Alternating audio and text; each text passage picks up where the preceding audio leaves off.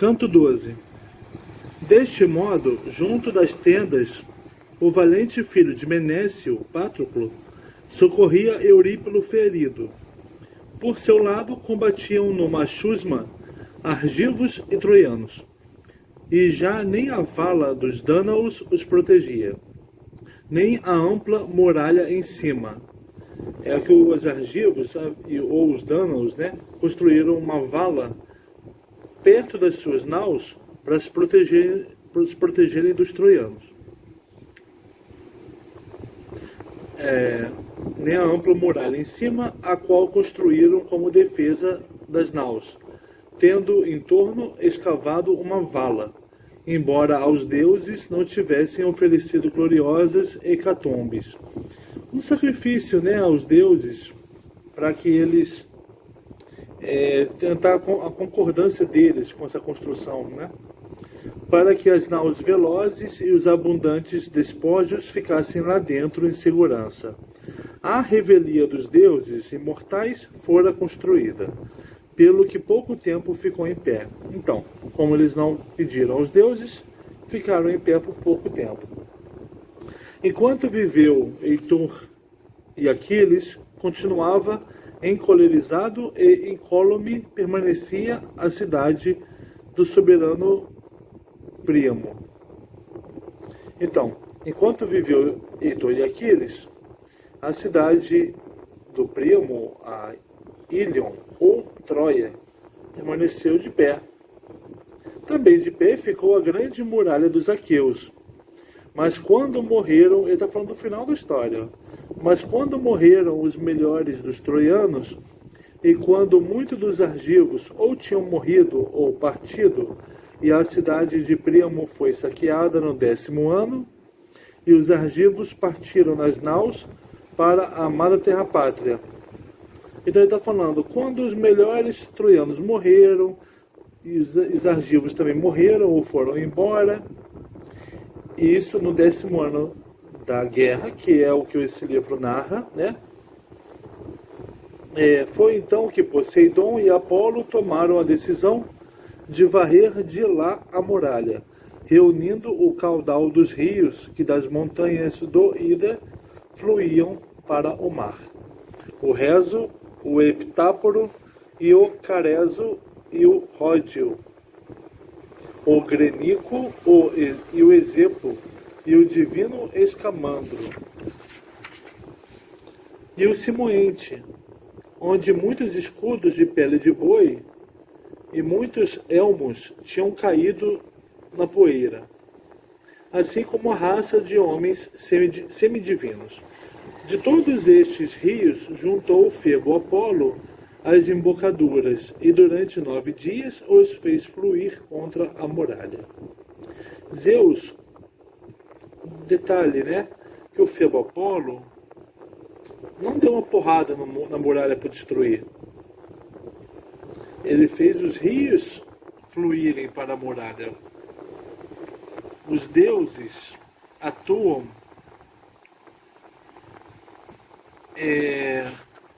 movendo o que existe ali na Terra. Aí quem vê diz que foram os deuses. Mas nós, modernos, diríamos que simplesmente o fluxo dos rios mudou por algum motivo, algum motivo físico. Zeus choveu continuamente. Então, tá vendo? Não simplesmente chove, mas é Zeus que chove, para mais depressa levar a muralha para o mar. O próprio sacudidor da terra, o Poseidon, com o tridente nas mãos, liderava. E mandou para as ondas todos os alicerces de vigas e pedras, que os aqueus colocaram com esforço. Alisou tudo ao longo da forte corrente do Helesponto, e novamente cobriu de areia a longa praia, após ter varrido de lá a muralha.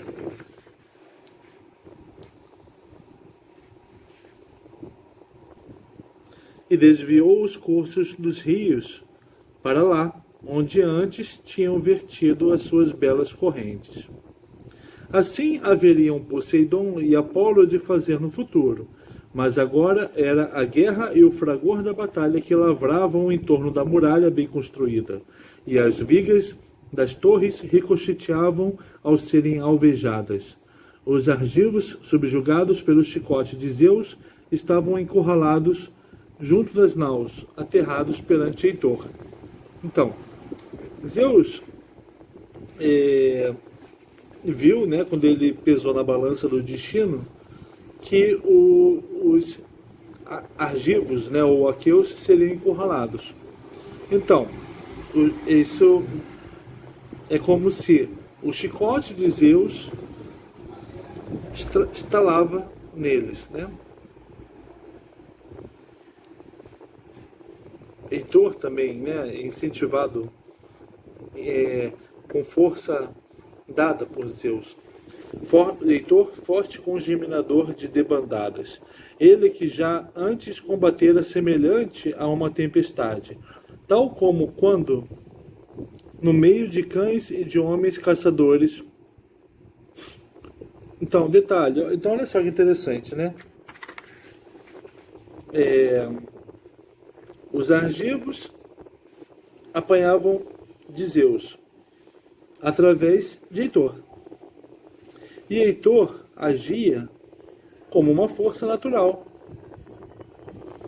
Tal como quando no meio de cães e de homens caçadores, um javali... Força natural não, né? Uma força de algo ali da presente na Terra, né? Tal como quando no meio de cães e de homens caçadores, um javali ou leão rodopia, exultante na sua força. E estes se dispõem uns aos outros como uma muralha, e se posicionam contra ele, arremessando das mãos dardos cerrados. Porém, o valente coração da fera não se amedronta nem receia, pois sua coragem é sua desgraça. E a miúde rodopia para pôr à prova as fileiras dos homens, e sempre que arremete as fileiras dos homens, arreda um pé.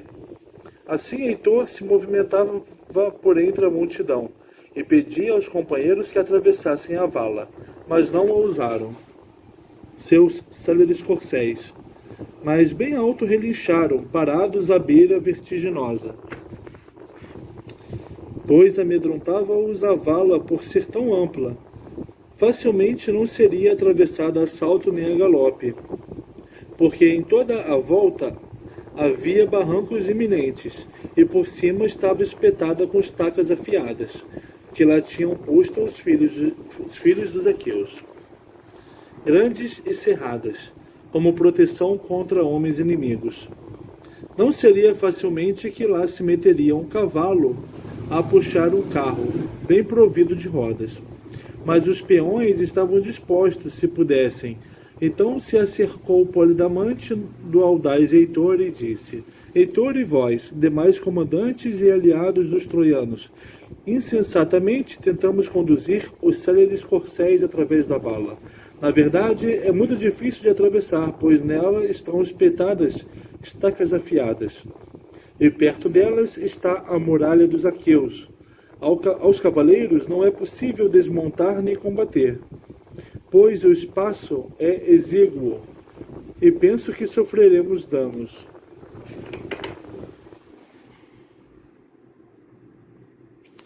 Se de todo está disposto a desbaratar estes em malevolência, Zeus que troveja nas alturas e prestar auxílio aos troianos, então, se Zeus que troveja nas alturas está disposto a desbaratar os gregos, né, nessa malevolência daquele buraco que mataria os cavalos, e Zeus também, se ele quisesse prestar auxílio aos troianos, então ele quereria, ele que diz, né, quereria eu que tal acontecesse rapidamente, que anônimos aqui perecessem os aqueus longe de Argos, mas se eles se virarem contra nós e acontecer uma retirada das naus que nos force para dentro da vala escavada, não penso que algum de nós regresse à cidade como mensageiro,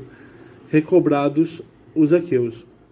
Mas agora façamos como eu digo, e obedeçamos todos, que os escudeiros retenham os cavalos junto da vala, e que nós avancemos a pé, revestidos das armaduras, e que todos juntos sigamos Heitor, pois os aqueus não resistirão, se sobre eles forem atados os nós do morticínio.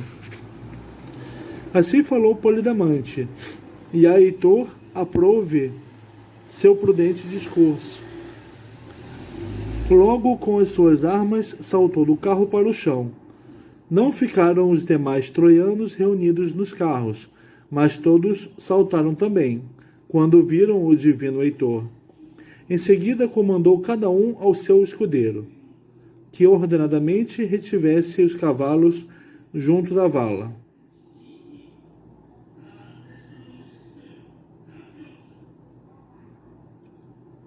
Os guerreiros dividiram-se e voltaram-se a dispor-se, e organizados em 5 grupos, seguiram os comandantes. Uns foram atrás de Heitor e do divino Polidamante, os que eram melhores e mais numerosos, ávidos de romper a muralha e combater junto das côncavas naus. Com eles seguia como terceiro Cebriones, e junto do carro deixara Heitor outro homem, mais fraco que Cebriones. O segundo grupo lideravam Pares, Alexandre, irmão do Heitor, e Alcato e Agenor. O terceiro grupo, Heleno e o divino Deífobo, ambos filhos de Príamo. E como terceiro estavam com eles o herói Ásio, filho de Írtaco, a quem de Arisbe os grandes e fulvos cavalos haviam trazido de junto do rio Selêis. O quarto grupo era liderado pelo valente filho de Anquises, Enéas, e com ele seguiam os 2 filhos de Antenor, Arquéloco e Acamante, peritos em todo o tipo de combate. Sarpedon conduzia os famigerados aliados e escolheu como seus camaradas Glauco e o belicoso Asteropeu, pois estes pareceram-lhe ser os mais valentes dos outros todos, além de si próprio, ele que sobressaía entre todos. Então, o que está acontecendo aqui é a apresentação de todos que estão próximos à vala, cercando os aqueus. Depois que posicionaram na formação os escudos de pele de boi, arremeteram com afinco contra os dânaos, convencidos de que já não seriam retidos, mas que cairiam sobre as escuras naus. Então os demais troianos e seus famigerados aliados obedeceram ao conselho do irrepreensível Polidamante. Só que Ásio, filho de Írtaco, condutor de homens, não queria deixar ali os cavalos e o cocheiro, seu escudeiro, mas com o carro se aproximou das naus velozes, estulto, pois não escaparia ao destino funesto. Então, eles estão planejando atacar à distância. Só que o Ásio, estulto, ou tolo, se aproximou das naus. Ele não escaparia ao destino funesto e não haveria de regressar das naus, regozijando-se com os cavalos e o carro de Ílion ventosa. Antes disso, o encobriria o destino nefasto por meio da lança de Idomeneu, filho do altivo Deucalião. Ele será morto por Idomeneu. É que ele se precipitou para a esquerda das naus, aonde os aqueus costumavam regressar da planície com os cavalos e carros. Foi aí que conduziu os cavalos e o carro, mas não encontrou fechados nem os portões, nem o comprido ferrolho, porque os homens os mantinham abertos, para o caso de algum dos camaradas fugindo da batalha querer salvar-se junto das naus. Ele entrou, o Ásio, por uma passagem que era mantida aberta para que os próprios aqueus entrassem com os cavalos, Para lá, determinado, conduziu os cavalos e seguiram-no os seus, gritando alto. Pensavam que os aqueus já não os reteriam, mas que cairiam sobre as escuras naus. Estultos, pois 2 homens valentes encontraram aos portões 2 filhos orgulhosos dos lápidas lanceiros, um deles filho de Pírito, o possante Polipetes, e o outro Leonteu, igual de Ares, flagelo dos mortais. Estes 2 estavam à frente dos elevados portões, como 2 carvalhos de alta copa nas montanhas, que todos os dias aguentam o vento e a chuva, bem firmes devido à grande extensão das raízes. Assim estes 2, confiantes na força dos braços, aguentaram a arremetida do grande ásio sem arredar pé. Os inimigos investiram contra a muralha bem construída, levantando os escudos de pele de boi com alta grita em torno do soberano Ásio, de Iálmeno, de Orestes, de Adamante, filho de Ásio, de Tom e de Enômao. Os outros incitavam os aqueus de belas Quinêmides havia algum tempo lá de dentro, para defenderem as naus. Mas quando viram os troianos investindo contra a muralha, logo surgiu o terror e a gritaria dos dánaos. Só que eles 2 saíram dos portões para combater como javalis selvagens, que nas montanhas aguentam uma multidão de homens e cães arremetendo contra eles. E lançando-se em todas as direções, dizimam os arvoredos em redor, arrancando-os pela raiz, até que algum o atinja, e assim o prive da vida. Assim se ouvia o fragor do luzente bronze contra os peitos de ambos. Quer dizer que todos morriam ali, né? Dos que contra eles atiravam, pois com muita força combatiam, confiantes na hoste por cima e na sua força. Os que estavam em cima atiravam com pedras das torres bem construídas, para se defenderem a si próprios, as tendas e as naus velozes. As pedras caíam como os flocos de neve que o vento tempestuoso, soprando pelas nuvens sombrias, derrama em grande quantidade na terra provedora de dons. Então, do alto da muralha, os gregos jogavam muitas pedras. Assim se derramavam das mãos as armas de arremesso, tanto de aqueus como de troianos. E os elmos e os escudos adornados de bossas retiniam ao serem atingidos com pedras. Em seguida gemeu, e batendo com as mãos nas coxas, lamentou-se Ásio, filho de Írtaco, e proferiu estas palavras: Zeus Pai, na verdade tu és completamente amigo de mentiras. Acusou Zeus. Eles sempre acusam Zeus, né? Pois eu não pensava que os heróis aqueus fossem capazes de resistir à nossa força e às nossas mãos invencíveis. Eles que, tal como vespas coruscantes ou abelhas, que numa híspida vereda fizeram sua morada e não abandonam o seu oco habitáculo, mas lá ficam dentro e afastam os caçadores por causa da progenie dos filhos. Assim, estes homens, apesar de só 2, não querem ceder de junto dos portões, até que matem, ou então sejam mortos. Assim falou, mas dizendo tais coisas não convenceu a mente de Zeus, que estava decidido a outorgar glória a Heitor. Mas os outros combatiam junto aos outros portões.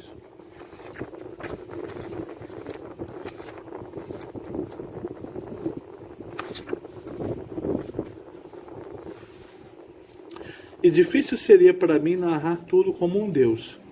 É que por toda parte brotava o fogo ardente da pétrea muralha. Os argivos acabrunhados defendiam à força as naus, e aos deuses doía o coração a todos quantos queriam auxiliar os dánaos em combate. Os lápitas, esses arremetiam na luta e no conflito. Foi então que o filho de Pírito, o possante Polipetes, com a lança, atingiu Dámaso através do elmo de bronze e os bocetes. O elmo de bronze não reteve a lança, que o atravessou, assim como ao osso. Os miolos por dentro ficaram todos borrifados, e assim subjugou quem contra ele arremetia. Em seguida, matou Pilo e Órmeno. E Leonteu, Vergonte de Ares, atingiu com a lança Hipômaco, filho de Antímaco, ferindo-o no cinturão. Da bainha tirou depois a espada afiada, e o primeiro feriu Antífates, lançando-se contra ele através da turba, em combate corpo a corpo, e atirou-o ao chão. Foi depois que Amenon e Almenor e Orestes, a todos, uns a seguir aos outros, fez tombar na terra provedora de dons.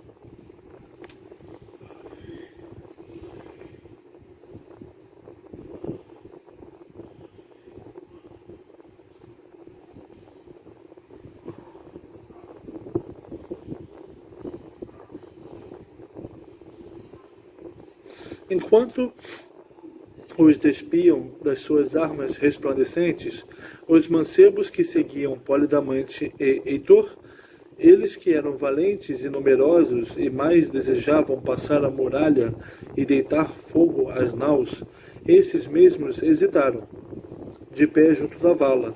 É que sobreviera uma ave quando queriam atravessar. Uma águia de voo sublime sobrevoando a hoste pela esquerda, que nas garras levava uma monstruosa cobra vermelha, ainda viva e aguerrida, que não desistia de lutar, pois, contorcendo-se para trás, mordeu no peito, perto do pescoço, quem a segurava. E a águia, com a dor, deixou a cobra cair ao chão no meio da turba, e com um grito voou para longe com a rajada do vento. Olha, isso é um sinal, né? Os troianos viram. Os troianos horrorizaram-se ao ver a cobra contorcer-se ali jazente no meio deles, portento de Zeus, detentor da égide. Então se acercou Polidamante do audaz Heitor e disse: Heitor, sempre me repreendes nas assembleias, embora eu diga coisas justas, visto que não fica bem que alguém do povo te contradiga, seja na deliberação ou na guerra, pois deve sempre aumentar o teu poder. Mesmo assim, agora direi aquilo que me parece melhor. Não avancemos para combater os Dânaos junto das naus, pois é isso que, segundo penso, irá se passar, se for verdadeiro o portento da ave que sobreveio aos troianos ávidos de avançar. O que o Polidamante está achando que vai acontecer?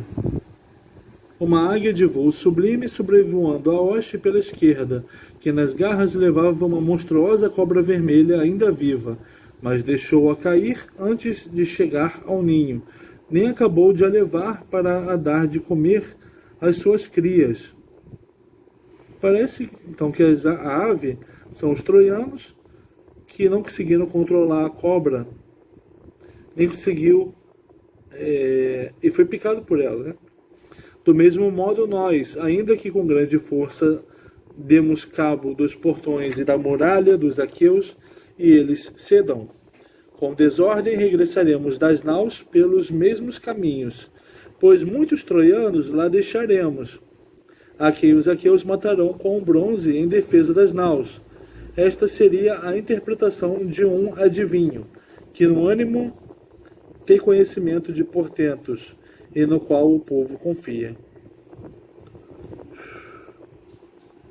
Então, o Polidamante quer que eles parem com o ataque. Fitando-o com o sobrolho carregado, ele deu resposta: Heitor, Polidamante, isso que tu dizes já não me agrada. Sabes conceber outro discurso melhor que esse. Mas se na verdade foi a sério aquilo que disseste, então não há dúvida de que os deuses te deram cabo da mente. Tu que me dizes para esquecer de Zeus tonitruante os conselhos que ele próprio me deu e a quem inclinou a cabeça? Tu dizes-me para obedecer a aves de longas asas, a que não volto o rosto nem dou importância, quer voem para a direita, para a aurora e o sol, quer voem para a esquerda, para a escuridão sombria? Obedeçamos antes à deliberação do grande Zeus, ele que rege todos os mortais e imortais. Há um portento que é o melhor: combater pela pátria. Por que razão tu receias a batalha e a refrega? Pois se nós, os outros, formos todos mortos nas naus dos argivos, não corre-se o risco de morrer, já que o teu coração não é belicoso, nem firme na luta. Mas se te afastares da luta, ou se com palavras convenceres outro a desistir do combate, logo golpeado pela minha lança, perderás a vida. Heitor falou, olha, não foi isso que Zeus disse pra gente. Zeus disse que a gente ia vencer. Agora, se a gente morrer lá, você não vai morrer, porque você não vai querer lutar. Pelo contrário, se você fugir, eu que vou te matar. Assim falando, abriu o caminho, e eles seguiram-no com assombroso fragor. E Zeus, que com o trovão se deleita, o Heitor abriu o caminho, né? E Zeus, que com o trovão se deleita, fez levantar das montanhas do Ida uma rajada de vento que contra as naus lançou poeira. E assim confundiu o espírito dos aqueus, dando a glória aos troianos e a Heitor. Confiando em portentos e na sua força, os troianos procuravam arrasar a grande muralha dos aqueus. Deitaram abaixo os merlões das torres e as ameias, e arrancaram os contrafortes, que os aqueus tinham posto em primeiro lugar na terra como suportes das torres. Tentaram arrancá-los, na esperança de assim arrasarem a muralha dos aqueus. Mas os dânaos não arredavam pé, mas fecharam as ameias com peles de boi, e de lá alvejavam os inimigos que se aproximavam da muralha. Ambos os ajantes, o Ájax Telamônio e o outro Ájax, gregos, movimentavam-se por todo o lado nos muros, incitando a coragem dos aqueus. A um falavam com palavras suaves, ao outro repreendiam com palavras duras, se o vissem desistindo do combate. Amigos, entre os argivos, quem for melhor, mediano ou pior, visto que não podem ser todos os homens iguais na guerra, agora há trabalho para todos. Isto sabeis também vós, que ninguém volte para trás, para as naus, por ter ouvido consonante e gritaria, mas avançai para a frente, e incitai-vos uns aos outros, na esperança de que Zeus, o astral relampejador Olímpio, nos permita repelir o assalto e correr com o inimigo para a cidade. Ajax também está confiando no Zeus. Assim, se Zeus pode ser que conceda para eles a possibilidade de repelir os troianos. Assim gritaram ambos e incitaram os aqueus a combater. Tal como densos caem os flocos de neve em dia de inverno, quando Zeus, o conselheiro, se dispõe a fazer nevar, mostrando aos homens as suas flechas, depois de amansar os ventos, faz nevar continuamente para cobrir os píncaros das montanhas, os altos promontórios, as planícies cobertas de lótus e os férteis campos dos homens, até sobre os portos e praias do mar cinzento se espalha a neve, ainda que o chapinhar da onda o afaste. Mas todas as coisas na neve são envoltas, quando sobrevém a tempestade de Zeus. O Ajax animando o pessoal para eles atacarem, dizendo que Zeus pode ser que ajude eles, É como a gente fala, Vamos lá, tenta resolver esse problema, que Deus vai te ajudar. Assim, de ambos os lados, voavam densas as pedras, algumas contra os troianos, outras pelos troianos lançadas contra os aqueus. E por cima da muralha toda se elevou o fragor. Mas nem assim teriam os troianos e o glorioso Heitor quebrado os portões da muralha e o comprido ferrolho, se a Sarpedon, seu filho, Zeus, o conselheiro, não tivesse incitado contra os argivos. Quer dizer, os troianos não teriam conseguido se Sarpedon, filho de Zeus, não tivesse sido incitado por ele, como a um leão contra gado bovino.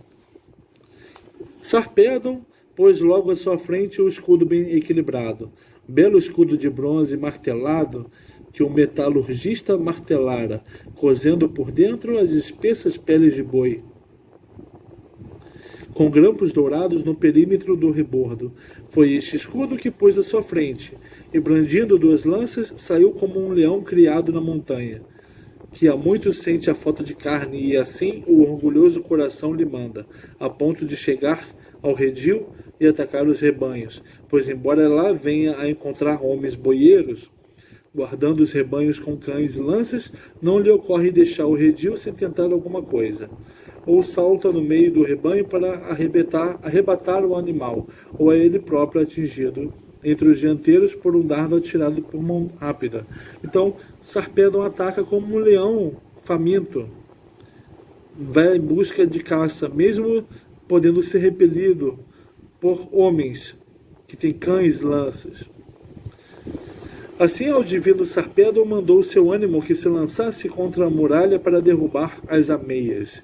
Logo disse a Glauco, filho de Hipóloco: Glauco, por que razão nós dois somos os mais honrados com lugar de honra?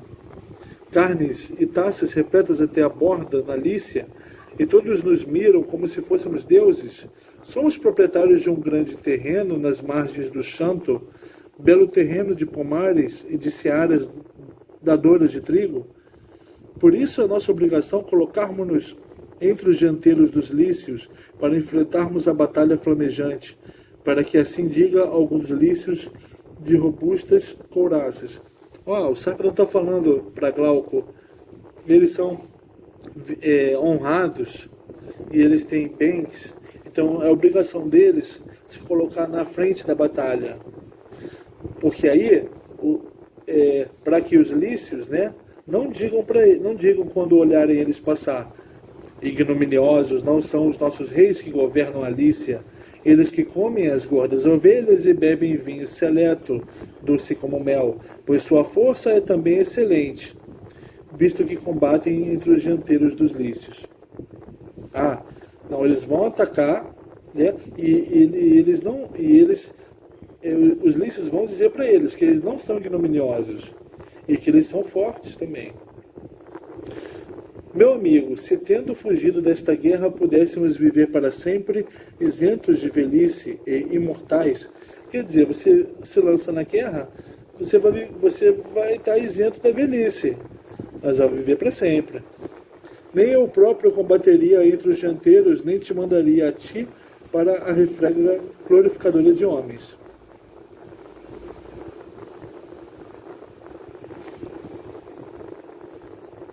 Se fosse possível, né, estar sem velhice e for imortal, sem participar da guerra, ele até iria, né? Mas não é o caso. Você tem que lutar para não ter velhice e viver para sempre.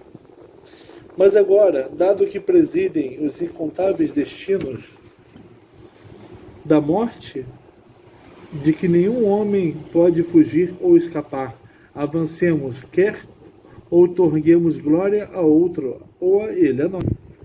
Assim falou, e Glauco não voltou para trás, nem desobedeceu.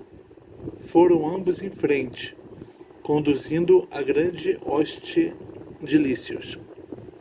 Ao vê-los, estremeceu Menesteu, filho de Peteu, pois foi contra a parte da muralha onde estava, que avançaram. O Glauco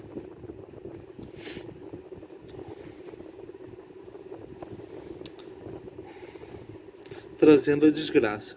Observou hesitante a muralha dos aqueus, na esperança de ver algum dos comandantes, que dos camaradas afastaria a desgraça.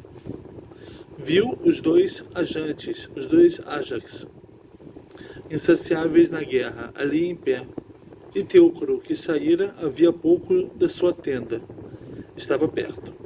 Mas era-lhe impossível gritar de modo a que ouvissem, tal era o barulho. O fragor subia ao céu de escudos alvejados, de elmos com crinas de cavalo dos portões. É que estavam todos fechados, e à frente os inimigos, pela força, tentavam quebrá-los e entrar.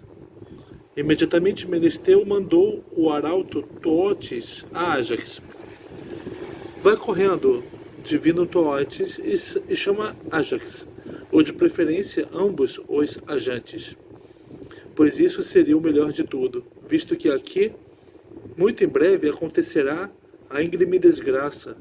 É assim que nos pressionam os comandantes dos lícios, que há muito são ferozes nos possantes combates. Mas se também ali surgiu a labutação da refrega, que venha sozinho o valente Ájax Telamônio, e que com ele venha Teucro, perito no arco e na flecha. Então, o muro grego, né, que os gregos ergueram, estava prestes a ser transposto, e o Menesteu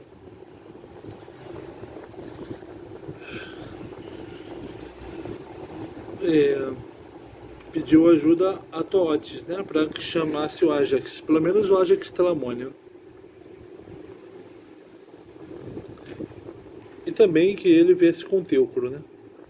Assim falou, e o arauto, ouvindo, não lhe desobedeceu, mas foi correndo ao longo da muralha dos aqueus vestidos de bronze, e postou-se à frente dos ajantes, e assim disse: Ajantes, comandantes dos argivos vestidos de bronze, o filho amado de Peteu, criado por Zeus, pede-vos que lá vades, para susterdes algum tempo o bélico esforço, ambos, de preferência, pois isso seria o melhor de tudo, visto que ali muito em breve acontecerá a íngreme desgraça. Lá nos pressionam os comandantes dos lícios, que há muito são ferozes nos possantes combates. Mas se também aqui surgiu a labutação da refrega, que venha sozinho o valente Ájax Telamônio, e que com ele venha Teucro, perito no arco e na flecha. Assim falou, e não lhe desobedeceu o grande Ájax Telamônio. E logo ao filho de Oileu dirigiu palavras aladas. Ájax, que o Ájax Telamônio falou para o outro Ájax, né, filho de Oileu. Ájax é Telamônio porque ele é filho de Telamon. Então ele falou para o outro Ájax, filho de Oileu. Ájax, que vós dois, tu e o possante Licomedes, aqui vos mantenhais, para incitardes os dânaos a combater. Pela minha parte, irei até lá, para suster o bélico esforço, mas depressa voltarei para cá, depois de os ter auxiliado. Assim dizendo, partiu Ájax, filho de Telamon, e com ele foi Teucro, seu irmão, filho do mesmo pai. Com eles foi Pandíon, que levou o arco recurvo de Teucro.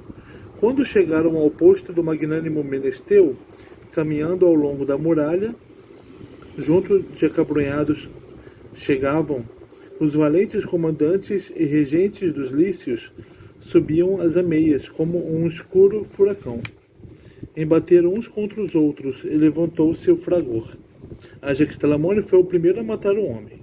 Foi o companheiro de Sarpedon. O magnânimo Épicles atingiu-o com uma enorme pedra lacerante, que estava por cima, dentro da muralha, junto às ameias. Não seria fácil para um homem dos que hoje vivem levantá-la com as mãos, por muito novo que fosse. Mas Ájax ergueu-a bem alto e atirou-a, estilhaçando o elmo de 4 chifres e também todos os ossos da cabeça de Épicles. Tombou do alto muro como um mergulhador, e a vida deixou os seus ossos. Teucro atingiu Glaucon, possante filho de Hipóloco, com uma seta do alto muro, quando ele se lançava contra eles, pois vira-lhe a nudez do braço, e assim o impediu de lutar. Saltou para trás, despercebido, da muralha, para que nenhum dos aqueus percebesse que fora atingido e proferisse jactâncias. Mas a Sarpedon sobreveio o desgosto pela partida de Glaucon, assim que dela se apercebeu. Mas nem assim descurou a luta, mas golpeou com a lança Alcmaon, filho de Testor, e logo arrancou a lança. E Alcmaon seguiu o trajeto da lança e tombou de frente. Sobre ele ressoaram as armas embutidas de bronze. Porém Sarpedon, com suas mãos possantes, agarrou parte da ameia e puxou-a. Toda ela cedeu, e a muralha por cima se desnudara, o que a muitos proporcionou a entrada. Mas contra ele vieram Ájax e Teucro. Este atingiu com uma seta no luzente boldriedo o escudo protetor em torno do peito. Mas Zeus afastou o destino do seu filho, para que não fosse subjugado junto às polpas das naus. Mas Ajax, com um salto, atingiu-lhe o escudo. A lança não penetrou completamente, mas atirou-o para trás, contuso. Cedeu um pouco de espaço da meia, mas completamente não se retirou, pois esperava seu coração obter a glória.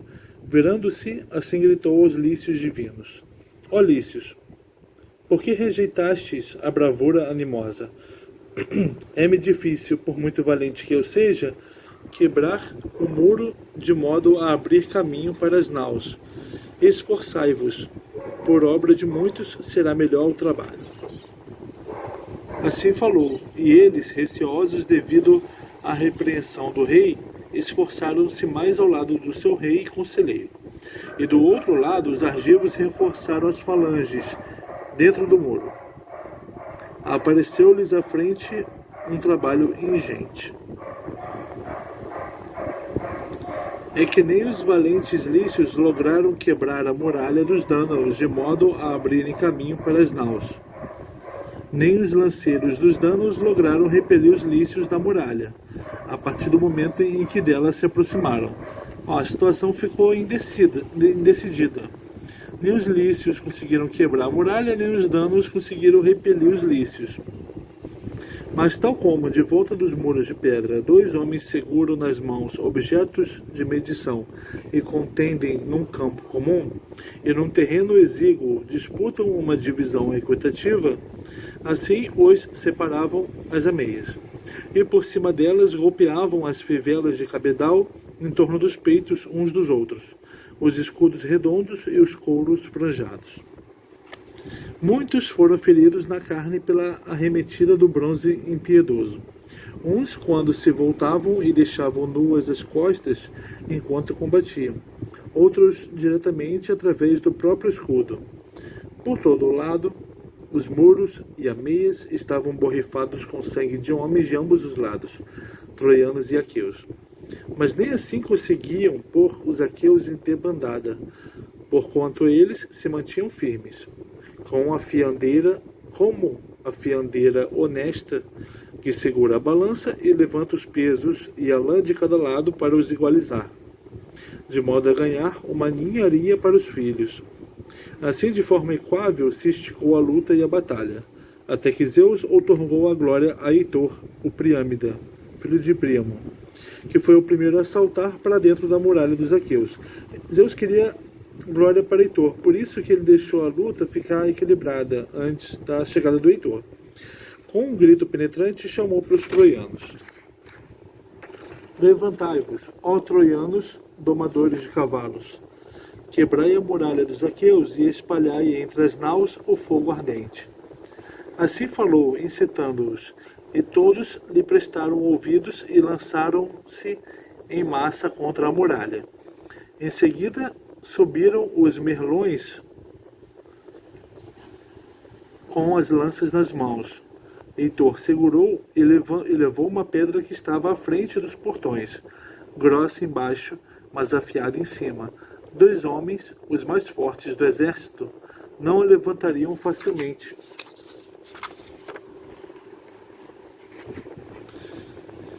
Com uma alavanca, homens como os que vivem hoje. Mas com facilidade Heitor levantou a pedra sozinho, pois leve a tornara para ele o filho de Crono, Zeus, de retorcidos conselhos. Tal como quando o pastor transporta facilmente o velo do bode, levando-o numa mão, e muito pouco aquele peso o incomoda, assim Heitor pegou na pedra e a lançou diretamente contra as portas que protegiam os fortes e cerrados portões, portas duplas e altas. E duas barras cruzadas as retinham por dentro, e um só ferrolho as mantinha fechadas. Posicionou-se muito perto e atirou a pedra contra o meio, apoiando-se bem para que ao arremesso não faltasse força. Quebrou ambas as dobradiças, e a pedra caiu lá dentro devido ao seu próprio peso. Altos gemeram os portões de ambos os lados, e as barras não aguentaram. As portas foram quebradas pelo arremesso da pedra, e o glorioso Heitor lançou-se lá para dentro, e o seu semblante era como a noite repentina. brilhava o bronze medonho que lhe cobria o corpo, e nas mãos segurava 2 lanças. Ninguém poderia agora retê-lo, a não ser os deuses, assim que se lançou para dentro dos portões. Como fogo, seus olhos faiscavam. Virando-se na multidão, chamou pelos troianos para que escalassem a muralha. Eles obedeceram a quem os incitava. Logo, uns escalaram o muro, e outros entraram pelo portão bem construído. Os dânaos fugiram para as côncavas naus, e levantou-se uma gritaria infindável.